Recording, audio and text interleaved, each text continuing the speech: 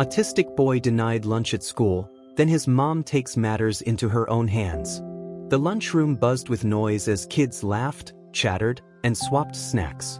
The scent of baked pizza and steamed vegetables filled the air, but in the middle of the room, Ethan sat still, his eyes fixed on the empty tray before him. The 7-year-old boy fidgeted with his hands, his brow furrowed in confusion. Around him, kids dug into their meals, oblivious to his unease. A cafeteria worker, her apron stained with sauce, leaned over the counter and frowned. "You don't have lunch money on your account," she said matter-of-factly, her voice loud enough to draw glances from nearby tables. Ethan tilted his head, his small hands gripping the edge of the table. He didn't respond, his silence a familiar trait to those who knew him. The worker sighed, clearly impatient. "Next time, tell your mom to put money in your account," she added before moving on to serve the next child in line. Ethan's stomach growled, but he didn't move. His eyes darted between the trays piled with food and the other kids laughing around him. He didn't understand why he couldn't have lunch like everyone else. A pang of frustration welled inside him, but he didn't know how to express it. At the end of the day, when Sarah picked Ethan up from school, she immediately noticed something was off. His usual small smile was absent, replaced by a look of quiet distress. "Hey, buddy," she said warmly, kneeling to meet his eyes. "How was your day?" Ethan shrugged, his gaze fixed on the floor. Sarah frowned but didn't push. She knew her son well enough to recognize when he needed time to open up. As they drove home, Ethan's silence lingered. The only sound was the soft hum of the car's engine. When they got home, Sarah set Ethan's backpack on the kitchen counter and handed him a juice box. "So," she began casually, sitting across from him at the table, "what did you have for lunch today?" Ethan hesitated, poking the straw into the box. Finally, he mumbled, "Nothing." Sarah's heart sank. "Nothing? Why not, sweetheart?" "They said, no food for me," Ethan said, his words halting and deliberate. He looked up at her with wide eyes, his confusion palpable. "I was hungry, but they said no." Sarah's chest tightened. She could hardly believe what she was hearing. "What do you mean they said no?" "They said no lunch money," Ethan replied, his voice small. "No food." The weight of his words hit Sarah like a freight train. Her hands clenched into fists under the table, but she kept her voice steady. "It's okay, Ethan. I'm going to fix this." Ethan nodded, trusting her without question. Sarah reached across the table and squeezed his hand, silently vowing that this would never happen to him again. The next morning, Sarah stood in the principal's office, her frustration barely contained. "I need to talk to you about what happened in the lunchroom yesterday," she said, her voice firm. Principal Hayes, a middle-aged man with a neatly trimmed beard and a distracted air, looked up from his desk. "Of course, Mrs. Turner. What seems to be the issue?" Sarah took a deep breath, trying to keep her emotions in check. "My son, Ethan, was denied lunch yesterday because his account didn't have money in it. He's 7 years old. He doesn't understand things like lunch accounts or balances. How could you let this happen?" Principal Hayes frowned, shifting in his seat. "I understand your concern, Mrs. Turner, but we have policies in place. If a student's account isn't funded, we can't provide lunch." "Policies?" Sarah's voice rose slightly. "You're telling me that your policy is to let a child go hungry?" "We don't want any child to go hungry," Hayes replied defensively. "But the cafeteria staff has to follow the rules." Sarah leaned forward, her eyes blazing. "Rules are supposed to protect children, not punish them. Ethan has autism. He doesn't process situations the way other kids do. Do you have any idea how this affected him?" Hayes hesitated, clearly uncomfortable. "I understand your frustration, but we can't make exceptions." "It's not personal, Mrs. Turner. It's just the system." "Well, the system is broken," Sarah shot back. "And I'm going to do something about it." With that, she stormed out of the office, determination burning in her chest. She knew this wasn't just about Ethan. This was about every child who had ever been made to feel less than because of a policy that prioritized bureaucracy over basic humanity. Sarah left the school feeling a mix of anger and resolve. She sat in her car for a moment, her hands gripping the steering wheel as she tried to calm the storm of emotions inside her. Her son, her sweet, loving Ethan, had been denied something as basic as food. The thought sent a pang of both heartbreak and fury through her. That evening, after tucking Ethan into bed, Sarah sat down with her laptop. She began researching school policies, laws protecting children with disabilities, and stories of other parents who had faced similar battles. It didn't take long for her to realize that this wasn't an isolated incident. Across the country, countless children were being denied lunch due to unpaid balances, often in ways that publicly humiliated them. Sarah's frustration deepened as she read article after article. Lunch shaming, they called it. She came across stories of children being given cold sandwiches instead of hot meals, or worse, having their trays taken away and thrown out. She couldn't help but wonder how many of those children were too young to understand what was happening, just like Ethan. She paused, staring at the screen. One article featured a mother who had successfully pushed her district to change its policies, ensuring that no child would ever go hungry. The story filled Sarah with hope. If one parent could make a difference, so could she. The next day, Sarah returned to the school, not as a frustrated parent but as a determined advocate. She requested a meeting with Principal Hayes and the head of the cafeteria staff. This time, she came prepared, with research, documentation, and a calm yet firm demeanor that left no room for dismissal. As they sat across from her in the conference room, Sarah laid out her points. The USDA states that schools receiving federal funding must provide meals to students, regardless of their ability to pay, she began, sliding a printed copy of the guidelines across the table. What happened to Ethan wasn't just cruel, it was illegal. Principal Hayes shifted uncomfortably, avoiding her gaze. The cafeteria manager, an older woman named Ms. Rourke, crossed her arms defensively. "We don't have the budget to feed every child whose parents don't pay," she argued. "It's not fair to the rest of the kids." "It's not fair to let a child go hungry," Sarah countered, her voice unwavering. "Especially a child with special needs. Ethan doesn't understand why he was denied food. All he knows is that he was singled out and left to sit there hungry while everyone else ate. How is that fair?" Ms. Rourke opened her mouth to respond, but Sarah held up a hand. "I'm not here to argue. I'm here to fix this. I want to work with the school to ensure this doesn't happen again. Not to Ethan, and not to any other child." Principal Hayes finally spoke. "What exactly are you proposing?" "A policy change," Sarah said firmly. "One that ensures no child is denied a meal, regardless of their lunch account balance. And if budget is the issue, I'm willing to help fundraise to cover the costs." The room fell silent. Hayes exchanged a glance with Ms. Rourke, then nodded reluctantly. "We'll take it to the school board," he said. "But I can't make any promises." "That's all I ask," Sarah replied. "A chance." Sarah's fight didn't end there. She reached out to other parents in the district, sharing Ethan's story and rallying support. To her surprise, many of them had faced similar issues and were eager to join her cause.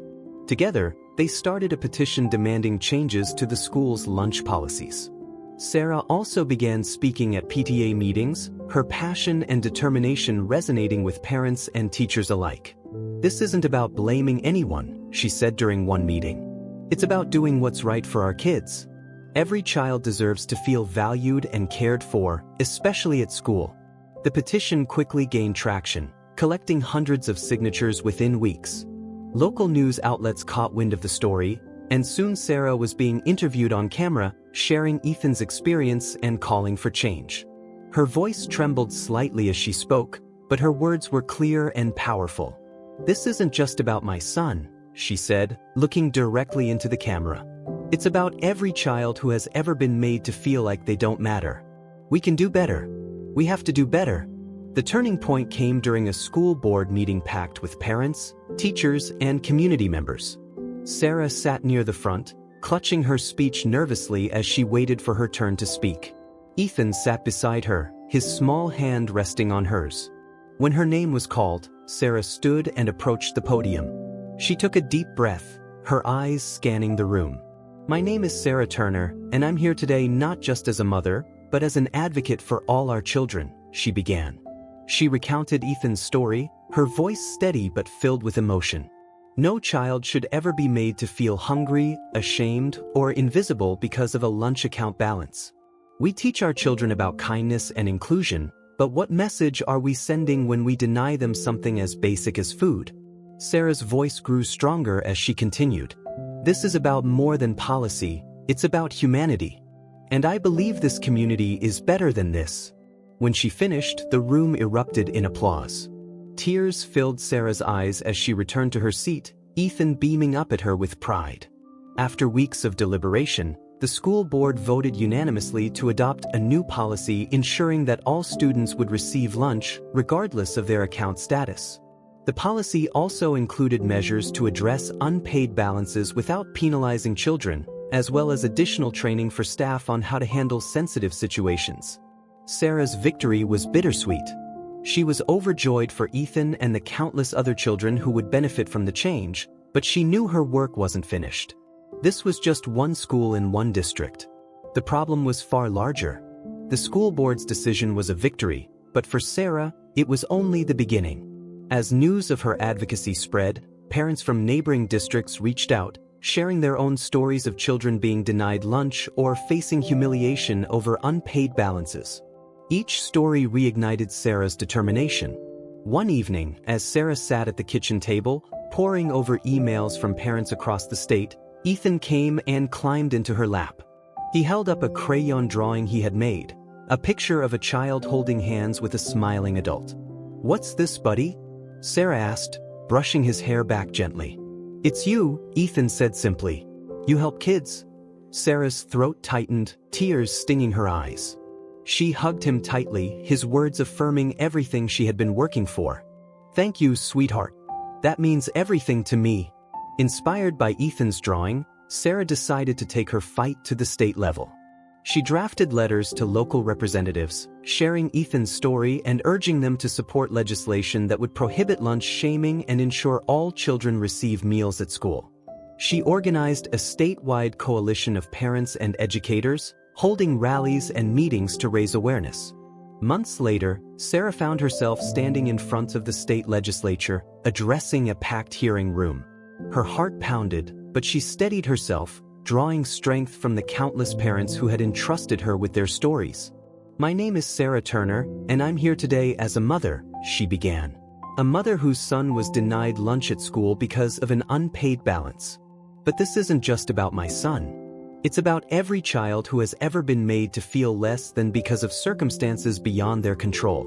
She paused, holding up Ethan's crayon drawing. "This is what my son sees when he thinks of me.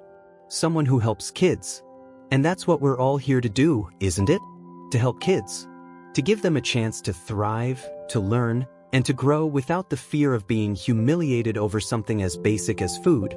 As Sarah continued, sharing stories from parents across the state, the room grew quiet, her words resonating with everyone present. By the time she finished, several lawmakers were visibly moved. Over the next few months, Sarah's efforts gained traction. Local media outlets picked up her story, and soon it was being covered nationally. Interviews with Sarah appeared on morning talk shows, where she spoke passionately about the need for systemic change. "Lunch is not a privilege," she said during one interview. "It's a necessity, and no child should ever be punished for something they have no control over." Her advocacy also caught the attention of a nonprofit organization dedicated to fighting food insecurity. They invited Sarah to join their board, giving her a platform to push for change on a larger scale. Ethan, meanwhile, began to thrive in ways Sarah hadn't anticipated. With the new policies in place, he no longer worried about lunchtime, and his teachers noted a significant improvement in his confidence and focus. He even started making new friends, his unique way of communicating endearing him to his classmates.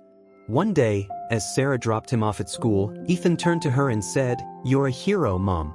Sarah laughed softly, her heart swelling. "No, buddy. You're the hero. You're the reason this all started."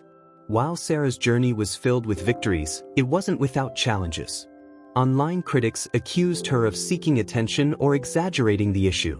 School officials from other districts pushed back, arguing that her proposals were unrealistic or too costly. But Sarah refused to let the negativity deter her. "If we let fear of criticism stop us, nothing will ever change," she told a group of parents during a meeting. "This isn't about us, it's about our kids." and they're worth fighting for. Her resolve only grew stronger when she received an email from a mother in another state. The woman wrote about her daughter, a shy second grader who had been publicly shamed in the cafeteria over a lunch debt.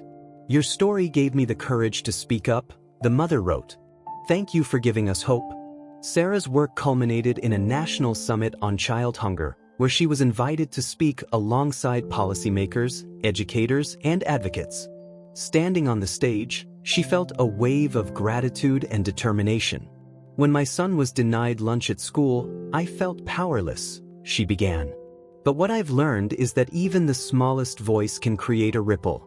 We all have the power to stand up, to speak out, and to demand better for our children." The audience erupted into applause, and Sarah's eyes searched the crowd until they landed on Ethan, sitting in the front row. He waved at her, his smile wide and proud. Years later, Sarah and Ethan returned to his elementary school for an event celebrating the impact of the new lunch policies. Ethan, now a confident teenager, was invited to speak. "My mom always says I'm the reason she started this," he said, glancing at Sarah. "But the truth is, she's the reason so many kids don't have to feel the way I did that day. She's the real hero." As the crowd applauded, Sarah wiped away tears, her heart full.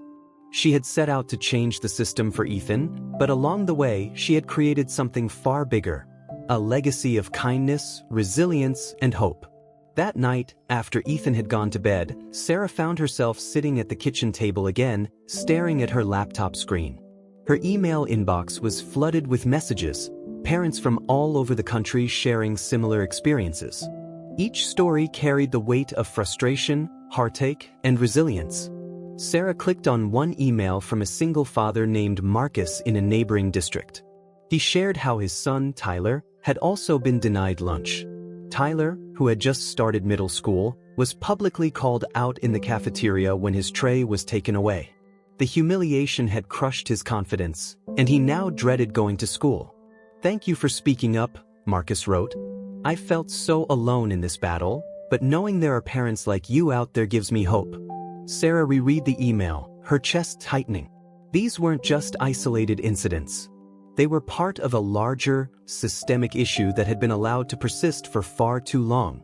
She realized she had to amplify these voices, not just for Ethan but for all the children who had suffered in silence.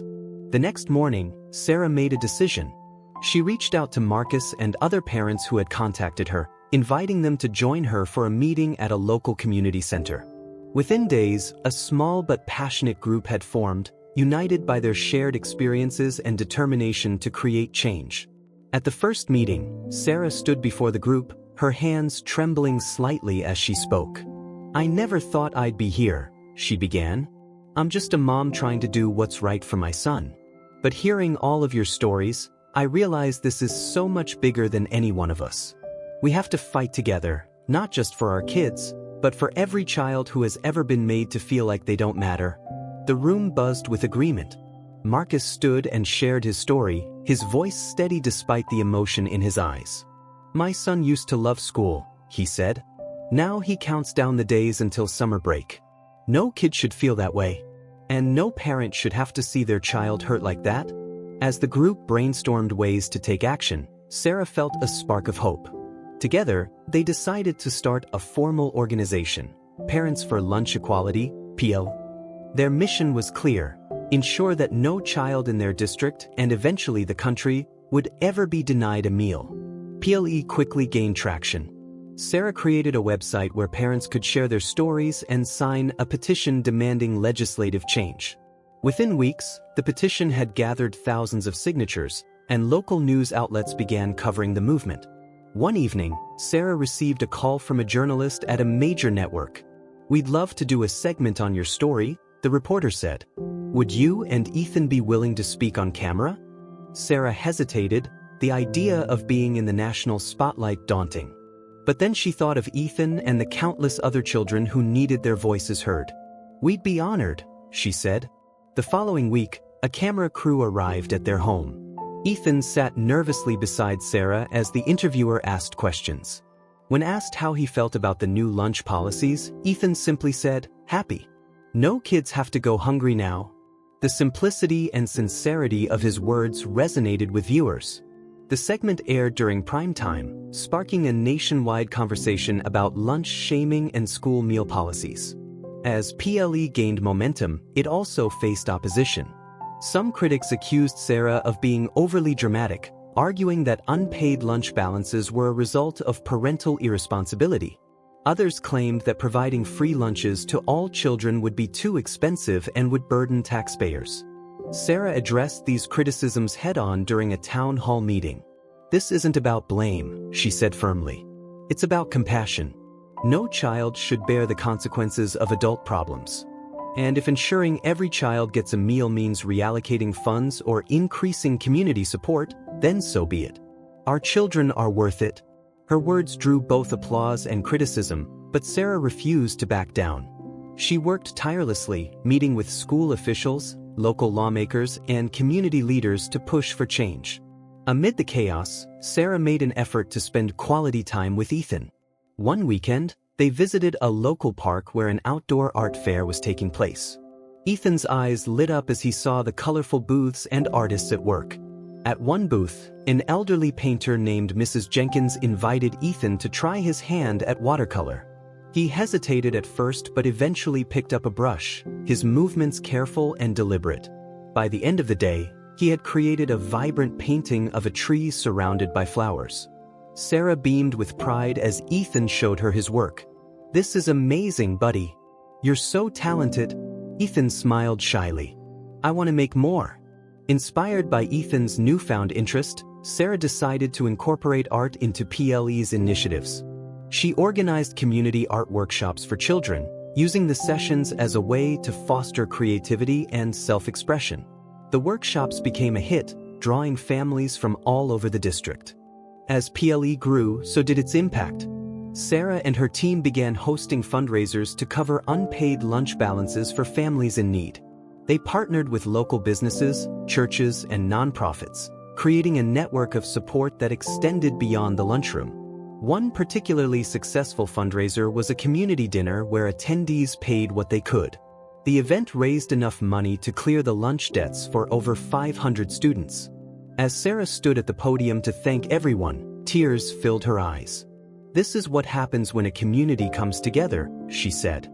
"This is what it means to care for our children." With their success at the local level, Sarah and her team set their sights on federal policy. They drafted a proposal for a national No Child Hungry law, which would mandate free school lunches for all students, regardless of income. Sarah and Marcus traveled to Washington, D.C., to present their proposal to members of Congress. The experience was daunting, but Sarah's passion carried her through. She met with senators, representatives, and advocacy groups, sharing Ethan's story and the impact of PLE. "Change starts with one voice," she said during a press conference. "But when that voice is joined by many, it becomes a movement. And movements can change the world." The room was filled with the soft hum of conversation as Sarah and Marcus waited in the congressional lobby. The walls were lined with photographs of legislators, their faces stern and resolute. Sarah felt a wave of anxiety creep up her spine, but she pushed it down, focusing on why she was there. "You're doing great," Marcus said, leaning over to give her a reassuring smile. "They need to hear this." She nodded, clutching the folder in her lap that held the proposal. She had spent countless nights perfecting every word, determined to leave no room for doubt about the importance of the issue. It wasn't just about Ethan anymore. It was about all the kids who had faced what he had. The stakes were too high for her to falter now. When the congressional aide finally called her name, Sarah and Marcus stood and followed her into a large, echoing chamber. They were led to a long table where several members of Congress sat, their expressions a mixture of curiosity and skepticism. Sarah took a deep breath and began. "Thank you for allowing us to speak today. My name is Sarah Turner, and I'm here as a mother and an advocate for every child in this country who has been denied the most basic of needs, food. My journey started when my son, Ethan, who is autistic, was denied lunch at school because his account had an unpaid balance. He didn't understand why he couldn't eat. He only knew that he was hungry and left out." Her voice faltered for a moment, but she steadied herself. Since then, I've learned that this is not an isolated issue. Across the country, children are being publicly shamed, denied meals, and made to feel like their worth is tied to a few dollars. This is not just unacceptable, it's inhumane. She glanced at Marcus, who gave her an encouraging nod. We've seen what can happen when communities come together. In our district, we've changed policies, raised funds, and supported families in need. But this problem requires systemic change. That's why we're here today, to propose a national No Child Hungering law that would ensure no student is ever denied a meal due to financial hardship. One of the legislators, a stern-looking man with silver hair, leaned forward. Mrs. Turner, your passion is commendable, but where do you propose the funding for this program will come from? Sarah anticipated this question. We've studied successful models in other countries, as well as districts here in the United States that have implemented universal free lunch programs. These programs have shown that by reallocating existing education budgets and increasing community partnerships, the costs can be managed. Additionally, the long-term benefits, improved academic performance, better attendance, and reduced stigma, far outweigh the expenses. The man nodded thoughtfully, and another legislator, a woman with a kind face, spoke up. It's clear you've done your research, Mrs. Turner. But I want to know, what keeps you fighting this fight? What gives you the strength to push through the obstacles? Sarah's throat tightened. She looked down at the folder in front of her before meeting the woman's eyes. My son, she said simply. Ethan is my strength. Every time I think about giving up, I remember his face that day in the cafeteria, confused, hungry, and left behind. And I think about all the other kids who felt the same way. They deserve better. They deserve someone to fight for them. The room fell silent for a moment, the weight of her words settling over everyone present. Marcus reached over and gave her hand a squeeze under the table, a silent gesture of solidarity. As they left the chamber, Sarah felt a mixture of exhaustion and hope. The legislators had listened. They hadn't made any promises, but they had listened. And for Sarah, that was a start. Back at home, Ethan greeted her at the door with one of his drawings.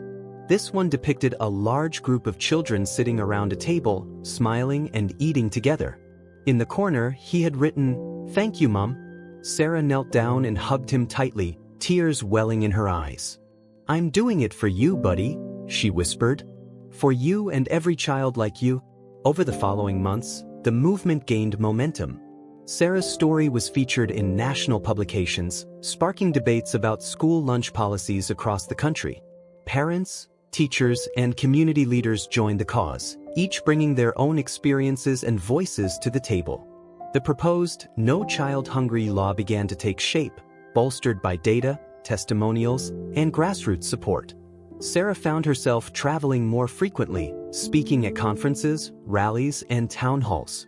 Each time, she shared Ethan's story, making it clear that this was about more than just food. It was about dignity, equality, and humanity. Not everyone was supportive.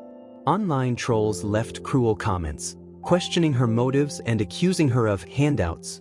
Some school districts resisted the changes, citing budget concerns and logistical challenges. But Sarah refused to let the negativity deter her. For every critic, there were dozens of supporters who reminded her why this fight mattered. One day, as Sarah prepared for another speaking engagement, Ethan walked into her room holding a small sign he had made. It read, "No Child Hungry." He handed it to her with a shy smile. "Can I come with you?" he asked. Sarah hesitated.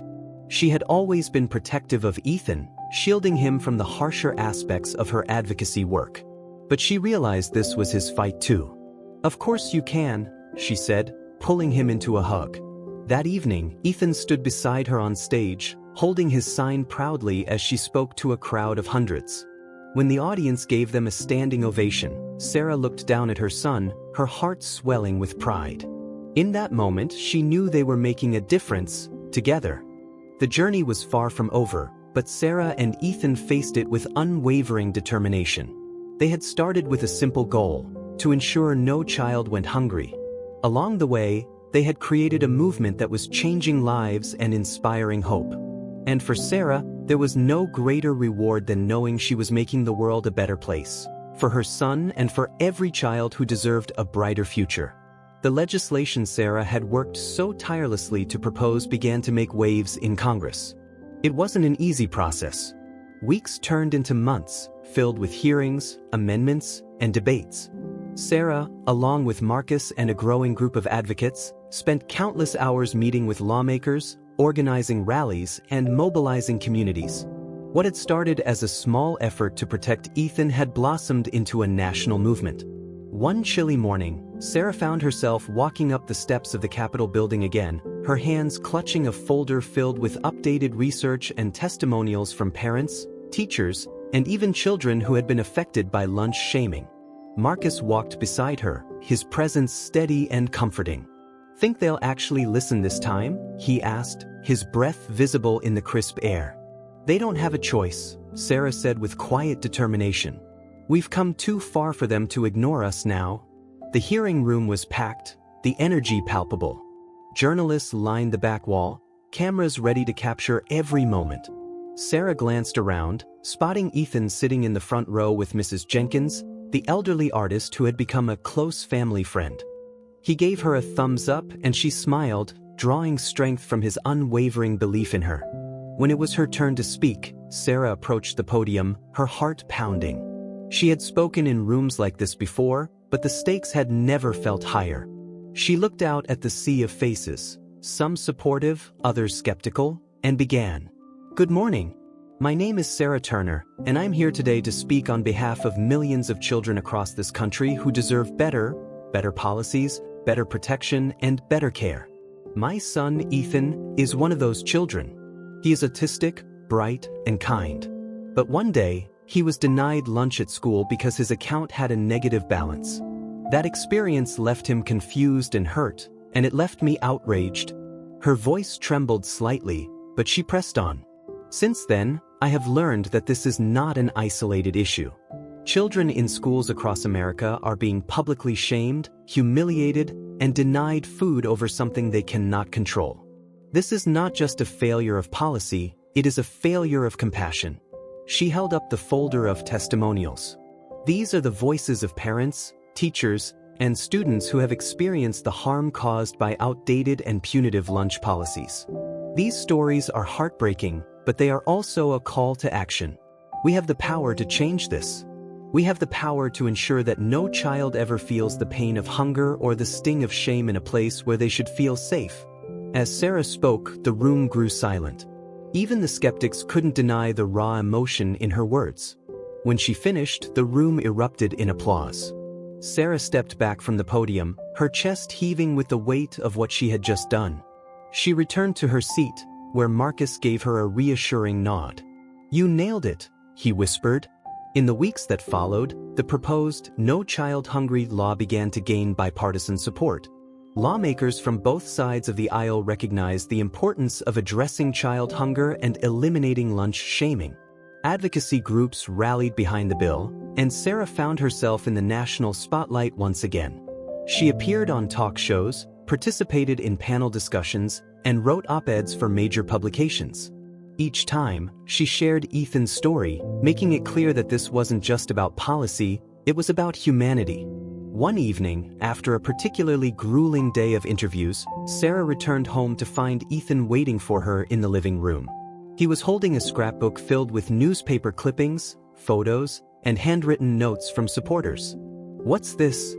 Sarah asked, sitting beside him on the couch. "I made it for you," Ethan said proudly. "So you can remember all the good stuff you've done?" Sarah flipped through the pages, her eyes filling with tears.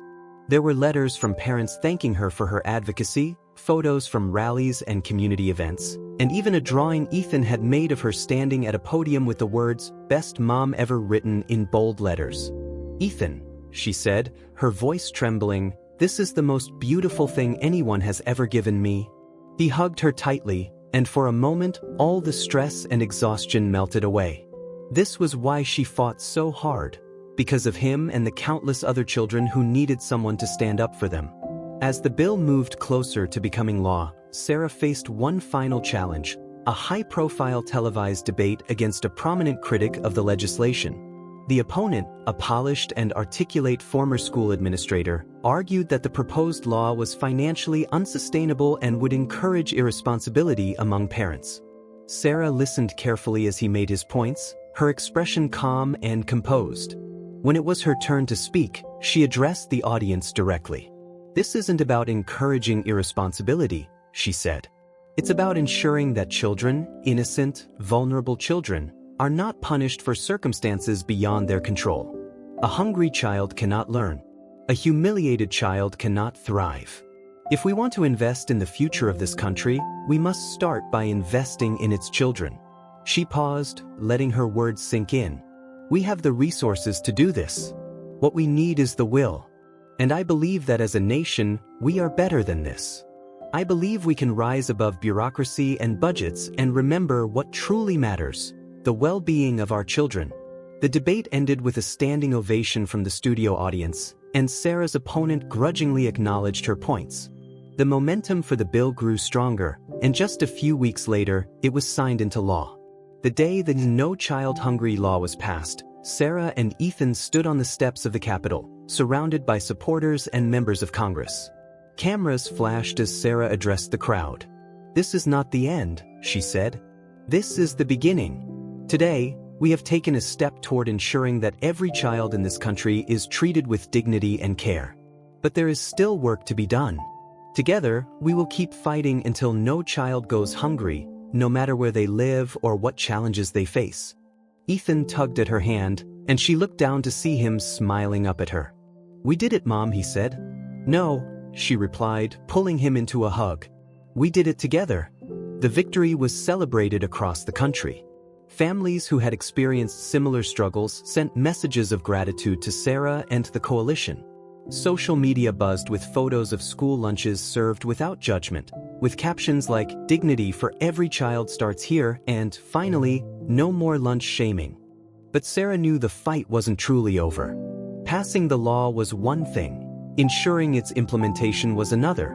She and the Parents for Lunch Equality Coalition pivoted their efforts to monitoring compliance, helping schools adapt to the new rules, and raising awareness about the broader issues of food insecurity. One of the first challenges arose in a district in the Midwest, where local school administrators claimed they didn't have the budget to comply with the law. Sarah flew out to meet with the superintendent, accompanied by Marcus and a few other advocates. In a tense meeting, the superintendent argued, "We want to follow the law, but without federal funding to cover these costs, we're in a bind. Our community already struggles to support basic educational needs." Sarah leaned forward, her voice calm but resolute.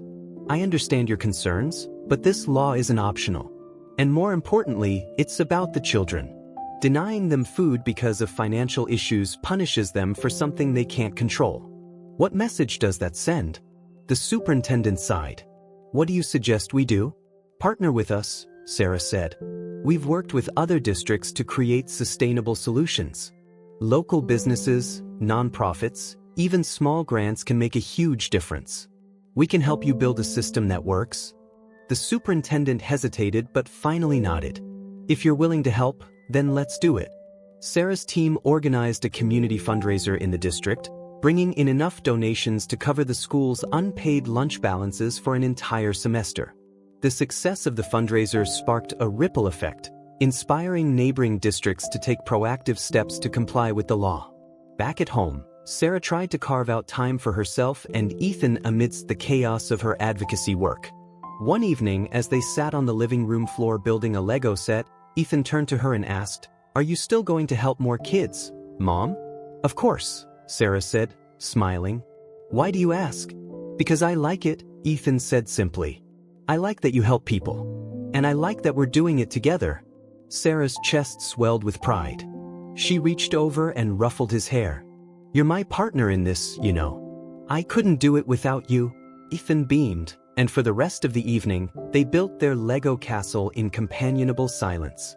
For Sarah, these quiet moments with her son were a reminder of why she had started this fight in the first place. Months later, Sarah was invited to speak at a national education conference. The room was packed with educators, policymakers, and parents, all eager to hear her story. As she stood at the podium, She took a moment to look out at the crowd, feeling a wave of gratitude and responsibility. When I started this journey, I was just a mom trying to understand why my son was denied lunch at school, she began. I had no idea that one small act of advocacy would grow into a national movement. But what I've learned is that when we stand up for what's right, no matter how small the act may seem, we can create ripples that lead to real, lasting change. She paused, letting her words sink in. This isn't just about lunch. It's about dignity. It's about equality. It's about teaching our children that they matter, no matter their circumstances. And it's about showing them that we, as adults, will fight for them because that's what they deserve. The audience erupted into applause, and Sarah felt a swell of emotion. After the conference, dozens of attendees approached her, sharing their own stories and asking how they could get involved. Sarah realized that the movement was no longer just hers. It belonged to everyone who believed in its mission. As the years went by, the No Child Hungry law became a model for other countries facing similar issues. Sarah continued her work, traveling across the globe to share her story and help implement programs that ensured children everywhere had access to food. Ethan, now a teenager, had blossomed into a confident and compassionate young man. He often accompanied Sarah to events, sharing his perspective and inspiring others with his resilience. One day, while they were preparing for a community workshop, Ethan turned to Sarah and said, "Mom, do you ever get tired of fighting?" Sarah paused, considering the question. "Sometimes," she admitted. "But then I remember why I'm doing it. I remember you, and all the kids out there who need someone to stand up for them. And that keeps me going." Ethan nodded thoughtfully. "I want to help more too. Maybe one day, I can do what you do." Sarah smiled, her heart full. "You already are, buddy. You already are." In the end, Sarah's journey was about more than just changing policies. It was about changing lives. She had started with a simple goal, to make sure no child went hungry. But along the way, she had built something much bigger, a movement rooted in compassion, resilience, and hope. And as she stood on stage at an international summit, with Ethan by her side and the audience on their feet, she knew that the fight had been worth it. Together, they had proven that even the smallest voices could create a legacy of change. The night after the international summit, Sarah sat on the balcony of her hotel room, the city lights twinkling like stars. Ethan was asleep in the adjoining room, and for the first time in weeks, Sarah allowed herself a moment of stillness. The enormity of the journey she and Ethan had taken hit her all at once, bringing tears to her eyes, not of sadness, but of profound gratitude. Her thoughts drifted back to the early days when it was just the two of them against what had felt like an unmovable system. She remembered the uncertainty, the fear, and the frustration. Yet, here she was, thousands of miles from home, sharing a story that had started in a school cafeteria but had grown into a global movement. The next morning, Ethan joined her for breakfast in the hotel's dining area. He was unusually quiet, playing with the edge of his napkin. Sarah placed a hand on his. "What's on your mind, buddy?" He hesitated before looking up at her. "Do you think I'll ever be able to help people the way you do?" Sarah's heart ached at the vulnerability in his voice. "Ethan, you already do," she said gently. "Every time you share your story, every time you stand with me, you're helping people. You're showing them that they're not alone." "But it's scary," he admitted. "Talking in front of people?" Sarah nodded, understanding his fear. "It can be scary, but you don't have to do it all at once. Just being yourself and being kind makes a difference. And if you ever want to speak out, I'll be right there with you." Ethan smiled, reassured by her words. "But maybe I'll try." Back home, life resumed its familiar rhythm, though Sarah's days were busier than ever. She continued working with the Parents for Lunch Equality Coalition, focusing on the implementation of the No Child Hungry law and supporting districts that faced challenges adapting to the new policies. One particularly memorable trip took Sarah and Ethan to a rural community where the school district was struggling to provide meals due to limited resources. The principal, a soft-spoken woman named Mrs. Porter, welcomed them warmly, though the strain on her face was evident. "We want to do what's right for our kids," Mrs. Porter explained as they toured the school's small cafeteria. "But funding is a constant challenge, and we don't want to let anyone fall through the cracks." Sarah listened intently, taking notes and brainstorming solutions with Marcus, who had joined them on the trip. By the end of the visit, they had developed a plan to partner with local farmers and businesses to create a sustainable meal program. The idea was simple but powerful, using community resources to support community children. The program was a resounding success, and the school district became a model for others facing similar challenges. Sarah was invited back months later to see the results, and she was moved to tears when she walked into the cafeteria to find every child enjoying a hot meal, their laughter filling the air. As time went on, Sarah realized that her advocacy work had not only changed the lives of countless children but had also transformed her. She had grown from a concerned mother into a leader, a voice for those who couldn't always speak for themselves. Yet, she remained deeply grounded, always remembering where it all began. One evening, as she and Ethan sorted through a box of old papers and mementos, they came across the original sketch Ethan had drawn of her helping kids. He held it up, smiling. "This is where it started, right?" Sarah laughed softly, taking the paper from him. "It is. And it reminds me of why we do this."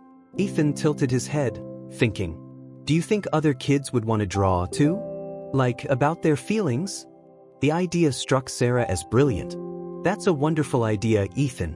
Maybe we could start an art program for kids to express themselves."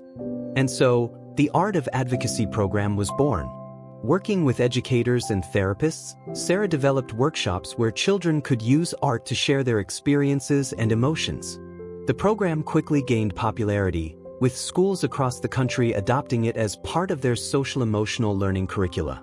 Ethan took an active role in the program, often helping younger kids with their projects. Watching him thrive in this role filled Sarah with pride. He was no longer the quiet, uncertain child she had once fought for in a lonely school office. He had become a confident, compassionate young man with a heart for helping others. Years later, as Ethan prepared to graduate high school, Sarah reflected on how far they had come. That no child hungering law had been in place for over a decade, and its impact was undeniable. Lunch shaming was a thing of the past, and millions of children had been given the chance to learn and grow without the burden of hunger. Ethan, now 18, had plans to attend college to study social work. At his graduation ceremony, he was asked to give a speech as the class valedictorian, a moment that brought Sarah to tears. "I used to think I didn't have a voice," Ethan said, standing at the podium in his cap and gown. "But my mom taught me that even the smallest voices can make a difference. She showed me that standing up for what's right isn't always easy, but it's always worth it. And now, I want to help others find their voices too." The audience erupted in applause, and Sarah felt a deep sense of fulfillment. This was the legacy she and Ethan had built together. A legacy of kindness, courage, and change. As Sarah looked back on their journey, she knew that the fight for justice and equality would never truly end. But she also knew that she and Ethan had planted seeds of hope that would continue to grow for generations to come. And in the end, that was what mattered most.